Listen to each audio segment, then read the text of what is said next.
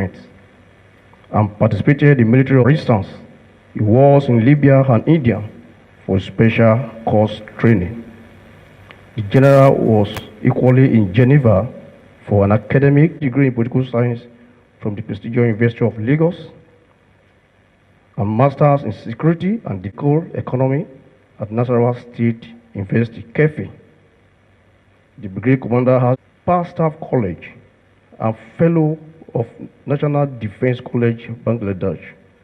He also has, to his credit, United Nations mission in Liberia, in Sierra Leone, United Nations time commander enjoying reading, volleyball, with key interest in current affairs. Your Excellency, I present to you the Commander for Brigadier General Musa Abubakar Sadiq. Saudi. Next to Colonel Diriyari is Lieutenant Colonel Ayigba. Beside me is the Commander Operation Obaseki for the Brigade Ordnance Service, Major Muazu. Next to Major Muazu is Okaka. Your Excellency, and my humble self, the spokesman of the brigade. Your Excellency, sir, the Executive Governor of Edo State, Your Excellency, the Deputy Governor, sir, permit me to begin this way. First and foremost, I consider it a misnomer for anybody in this caliber to come to a state like Edo State and to spend nearly a month now without formally presenting himself to His Excellency, who constitutionally is the Chief Security Officer of the state. I sincerely apologize. It was because of some engagement on part of His Excellency, on my own part too. That has given me the opportunity at least to study the brigade and its AOR, and to give me that confidence to stand before you. Though on a courtesy call, but I don't know what may happen at the end of the day. But this buffer time has given me the opportunity to respond to some of the issues that may likely arise. Again, it is equally to my advantage because the public will say that at least we have seen the commander with His Excellency in one of his official outing. That was just a call of duty. The first thing to do is what I am doing now, sir. This is, by the way, Your Excellency, sir, I'm here this afternoon to formally present myself to you as the new commander for brigade, the person that the Army saddled with the responsibility of piloting the affairs of the brigade to assist you to maintain stability in times of security. Along with me, my lieutenant, specifically, I wish to mention the Chief of Staff, which by the tradition of the military, and I'm sure any other organization, by the time the boss is out, the 2IC will remain. But I specifically come along with him because he's a new person. He just arrived just last week. I feel I should introduce him, reason being that in the course of discharging my responsibility, times may come that I may not be in. In the period of such absence, he is going to take my position because there is no any vacuum. I don't know whether that happens with the first commander, but I see myself considered one of the young think tank of the Army. At the moment, there are two standing committees that is coming on, and my name is included among the two committees. First, to review the logistic overhaul of the Nigerian Army, I was included, and the second, to make some policy adjustment on some policy document. The first one will begin sitting by first week of next month, and the second one subsequently later in the month. So during such period, my chief of staff will be in for me. Coincidentally, the chief of staff is a person that I know so well. I was in final year when he came in Nigerian Defense Academy, and I had the privilege then to receive him in my own battalion when I was the leader. And then as I was leaving the Northeast, when I commanded the unit, he was promoted, then a young lieutenant colonel, he was asked to my best. When the need arises and when the government see it necessary to come to assistance in one way or the other, I'm sure he will gladly do so. Lastly, before I take my season, this is not a speech-making forum. As I said, I'm going to be a field commander, and I have started, as a matter of fact, even yesterday I was out. When you deploy troops outside on duty, I have a very zero tolerance to some of the things that I observe. As a matter of fact, some actions have already, maybe you heard about it much later, I have taken some actions already. But again, I observe something, sir. When you deploy troops and without giving them the appropriate RCA, you may not have moral courage to really put them under check. Because this is what I observe. Because from the little brief and what I've seen on the record, there are some lacunas along the line. I will discuss that with the governor privately. With this few words, sir, this is me. I'm here at your disposal. You are the chief secretary of the state, and my mandate certainly cannot clash with your mandate, Your Excellency. I thank you most sincerely for your audience, and God bless you. May I now respectfully invite Mr. Governor to respond, please. Honorable Comrade Philip Schreiber, let me formally welcome Brigadier General Sadiq to Edo State. I said formally welcome him, because it's, like he said, this is a misnomer. Since he assumed duty, I've had cause to just railroad him to action. Like he said, I'm sure members of the public would have seen photographs of his official engagements on security assignments with me already. So the question is, how come the government is formally meeting with the brigade commander? I can understand that of his chief of staff, who just resumed last week. But we've been, since he resumed duty, it was like he jumped straight into work. And we didn't have time to carry out the formalities. So what we're doing now is just a formality. It's quite instructive that in less than 2 months, it's like he has been here forever. Because immediately he came in at the time when we were facing serious security challenges in the state, just like in many other states in the country. And I just having worked with him for the period I have, I think he's truly a godsend to Edo State. He didn't have to say it, that he will command from the field, that he will be a proactive commander. He's already showed it from the day he stepped his foot into Edo State.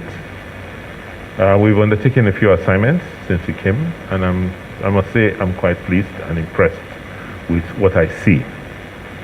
You have come in at quite a challenging time in the life of the state, the security life of the state, as well as the country.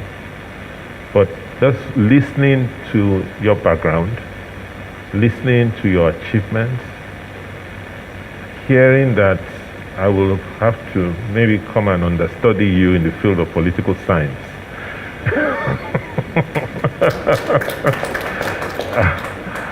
I see and understand, and therefore have the confidence that we have the right person at this time in Edo State.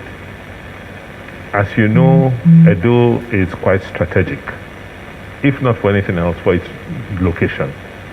It's a junction, it's a national junction, and As a result, we have our own peculiar challenges, since traffic must flow through Edo, and most national assets are located in Edo. The transmission, the electricity grid, the gas grid, the transport network, all of them traverse extensive stretches of Edo State. What we are going through today is, like you will know from your studies, is not unusual in the evolution and political development of any country. It's all part of the national formation process of nation building. So what we are witnessing today as security, that is manifesting itself in insecurity in the country, I think is part of a building process. And we are truly lucky to have a well-trained, disciplined, and intellectually robust commander here at this time. I want to assure you that the government of Edo State, under my watch, understands fully our role in the evolving national discourse on nation building. And we will therefore assure you that we will work with you very, very closely, so that we can channel the somewhat rancorous notes into proper direction for nation building. We've experienced, like I said, security challenges, just like many parts of the country in the last several weeks.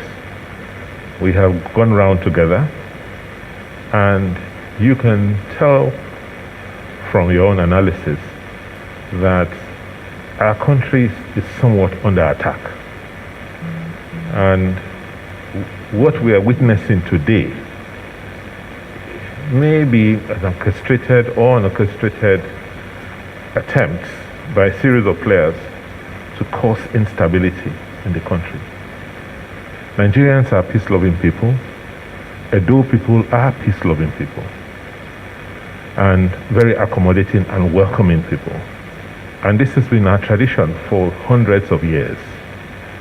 So every Nigerian, and I say every Nigerian, has a right and a space to live in Edo, just like every Edo person has a right to live in any part of Nigeria.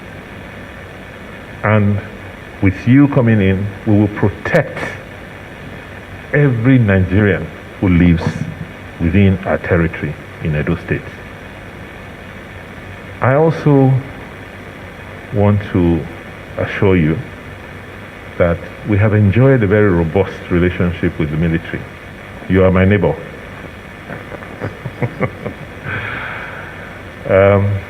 And we see you as part of the security architecture of our state. In very, very close collaboration with you. We understand the limitations of your constitutional responsibilities, and we respect that. But we are also sure that whenever we call on you for backup, from what I have seen, you'll be there to support. We are assuring you today that we will support you to ensure your success as a commander and the success of the brigade. I know there are some lingering issues, but with the kind of person I know you are, with the quality, the transparency I've seen you, it shouldn't be a problem at all in resolving them. I just came in from inspection. I went to inspect the Kanwa Road to see the work the contractors are doing. And I'm very anxious to get that road completed so as to improve the mobility of the troops from your main installation in the barracks.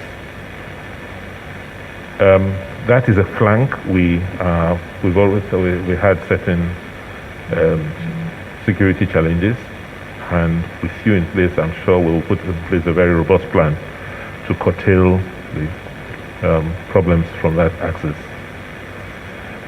Just a small issue. About several years ago, we had to take a very difficult decision to ban motorbikes because of the involvement of a lot of the riders in crime and robberies. We have, from the intelligence we've received, seen that there's a rise in the number of bike riders, particularly in the Ekama Road axis. And I know some of your men legitimately use them to work, but they can help us in ensuring that only those who need to use motorbikes use motorbikes. That's why we have tricycles. We introduce tricycles so that it can help so we can curtail and reduce the rising crimes from motorbikes. That's what some of the operators in that axis had told me. And I said I was going to speak with you since you are coming to visit. So we really appreciate if it's something you look into. I also appreciate that there's been some communal issues around your neighbors in there, but there are things we can deal with because your acquisition is very well documented. But we can work with you in terms of the community relations around there. Because once we open the road, unfortunately, it will expose the barracks. The barracks that used to be very, very far away, it used to be like it was. As a child, you thought it was in another country. Now, in 10, 15 minutes from the city center, you just will be in the barracks. So it will, pose new challenges for you and your men. But working with you, we should be able to manage whatever challenges there are. I want to thank you and assure you and your chief of staff of our unalloyed support. We are set to achieve the same goals, which is securing our people. The purpose of government is the security and life and property of its citizens. And your goal is secure and stabilize our country. So our purpose is mutual. It's tied together, and we have no reason not to work with you and support you and cooperate with you. I'm a phone call away. Okay? I'm very good with texts and messages, as you can see. So whatever it is, just drop in a line if you can't get me on the phone, and I will respond almost immediately. I hope we'll get the number for your chief of staff too, so that when we can't reach you, we can really reach him. I want to use this opportunity to also thank members of your team who in one form or the other have been quite supportive. We will always appreciate the role that the brigade played during our elections. Whereas everyone else had predicted violence and carnage, they came out and were very, very professional in ensuring that we had a very peaceful and successful elections in Edo State.